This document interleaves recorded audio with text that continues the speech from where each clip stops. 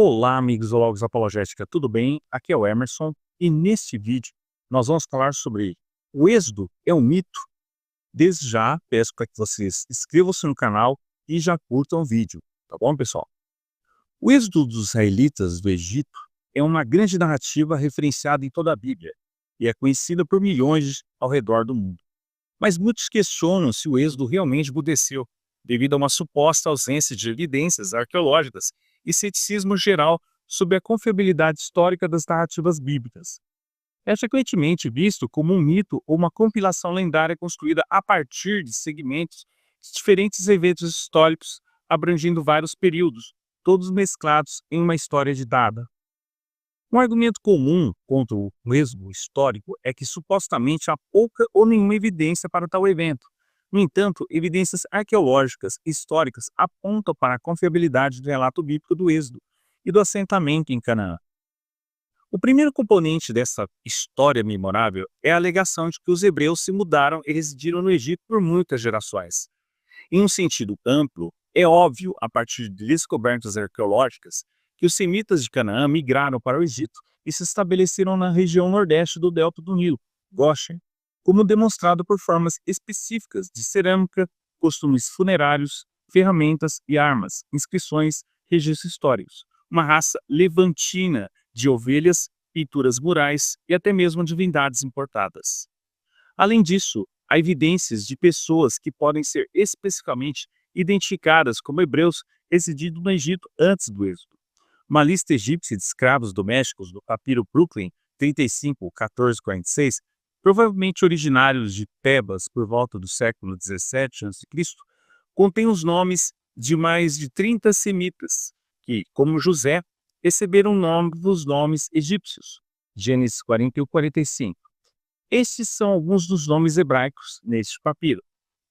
Por exemplo, Sifrá, que é mencionado em Êxodo 1:15, Acoba, Jacob, em Gênesis 25-26, Dawidi, Ruat, David, Deit, David, 1 Samuel 16:13, Except, ou Erva, Deuteronômio 32:2, Hayat, Eva, Gênesis 33:20, Menahema, ou Menahem, 2 Reis 15:14, Ashera, Asher, Gênesis 30:13, Shekera e Shacar, ou Sequera, Gênesis 30:18, e hebraico, Gênesis 39:17.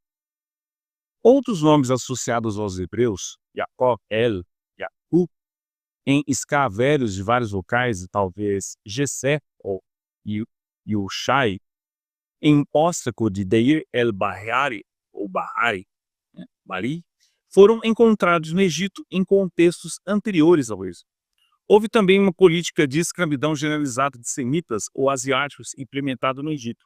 Isso começou com Ahmose I e a fundação da 18ª dinastia, na época em que surgiu um novo rei sobre o Egito, que não conhecia José. Êxodo 1:8, 14, 5, 4 ou 19. Essa escravidão incluía a produção de tijolos de barro, projetos de construção e agricultura.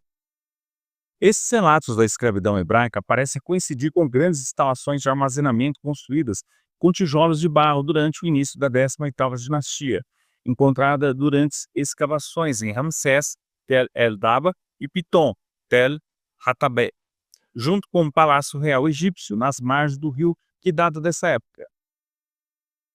1:11, 2:5, 10, Atos 7:20 e 22.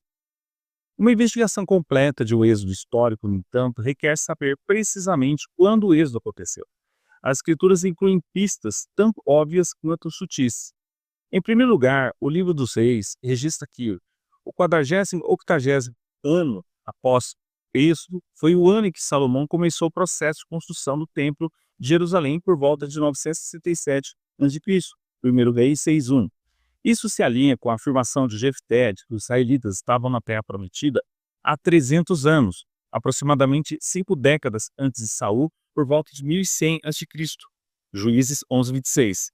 Também vemos que 19 gerações passaram do êxodo até a construção do templo, o que, em uma média de 25 anos para cada geração, chega a cerca de 475 anos. 1 Crônicas 6, 33 e 37. Além disso, como as informações de várias inscrições de dedicação de templos no Antigo Oriente Próximo demonstram que as pessoas contavam anos solares reais nesse tipo de contexto, podemos, portanto, demonstrar que os israelitas estavam registrando linhas do tempo reais. Isso nos ajuda a contar para trás a partir da construção do templo para datar razoavelmente o êxodo em aproximadamente 1446 a.C. Assim, podemos procurar em um período de tempo específico por evidências externas que possam corroborar o relato do êxodo. Naquele ponto da história egípcia, Amenhotep II havia se tornado recentemente faraó. Seu predecessor, Tutmés III, governou por mais de 40 anos. Ver Êxodo 2, 23, 4, 19, 7, 7 e Atos 7, 30. Isso, junto com outros eventos que se encaixam na narrativa do Êxodo, indica que um êxodo histórico teria ocorrido durante seu reinado. Documentos egípcios antigos, inscrições e achados arqueológicos também indicam a morte misteriosa do filho primogênito do faraó, o declínio militar, o abandono de seu palácio no delta do Nilo, a tentativa de apagamento de Hatshepsut e um ataque de escravos a Canaã. Além disso, no terceiro século a.C., Manito, um sacerdote e historiador egípcio, nomeou um Amenhotep ou Amenófis como faraó de um êxodo hebreu. Além disso, o integrante poema egípcio conhecido como As Admoestações de Iuver pode preservar memórias sobre a época das pragas do êxodo. Essas conexões com o êxodo estão sujeitas a debate. Entanto, há evidências arqueológicas adicionais de israelitas fora do Egito por volta dessa época, primeiro como nômades e depois como conquistadores e colonos em Canaã. Encontrar evidências arqueológicas de nômades na história antiga é difícil por causa de sua transitoriedade e da fragilidade de sua cultura material. No entanto, duas inscrições egípcias mencionando os nômades de Yahvé do templo solemne de Amenhotep III parecem descrever os israelitas errantes por volta de 1400 a.C., entre o êxodo e a conquista de Canaã. Essas inscrições indicam que os egípcios estavam familiarizados com o nome pessoal de Deus, Yahvé, e com os israelitas, o único povo dos tempos antigos conhecido por ter adorado Yahvé. O tempo de cerca de 40 anos após o êxodo, a localização dessas pessoas entre o Egito e Canaã e seu status como nômades apoiam a peregrinação dos israelitas após deixar o Egito. Êxodo 5:1, Números 14:14. Logo depois, os israelitas apareceram em Canaã, conquistando muitas cidades e se estabelecendo na região. Evidências relacionadas à historicidade e data da conquista de Canaã podem ser comunicadas em algumas das correspondências de vários reis cananeus com o faraó. Essas tábuas cuneiformes, chamadas de Cartas de Amarna, mencionam os Abiru, um grupo de forasteiros que estão travando guerras e tomando cidades pela força e astúcia. Além disso, evidências arqueológicas da destruição ligada à conquista israelita foram citadas em cidades-chave nomeadas na narrativa de Josué, incluindo Jericó, que mostra destruição maciça por fogo, muros caídos, nenhum saque e longo abandono por volta de 1400 a.C. Posteriormente, evidências de assentamentos de muitas cidades demonstram que um novo grupo de pessoas apareceu em Canaã, que tinha arquitetura, cerâmica, dietas e tradições religiosas únicas. A estela de Merneptah, no final do século XIII a.C., chama esse povo de Israel, e é o único grupo de pessoas em Canaã mencionada pelo faraó. Essas descobertas arqueológicas e muitas outras apoiam a confiabilidade histórica da narrativa bíblica sobre o êxodo e o eventual assentamento em Canaã. Essas descobertas podem nos dar maior confiança na palavra de Deus, à medida que apreciamos sua provisão para o seu povo. Se você gostou desse vídeo, se você quer ver mais vídeos desse tipo, deixe aqui nos comentários. Comente quais são as suas dúvidas, o que você gostaria de ver, certo?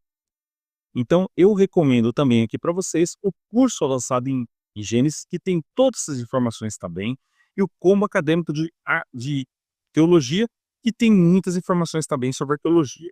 E os livros aqui na descrição também. Tá bom, pessoal? Então, é isso aí. Um abraço e até mais.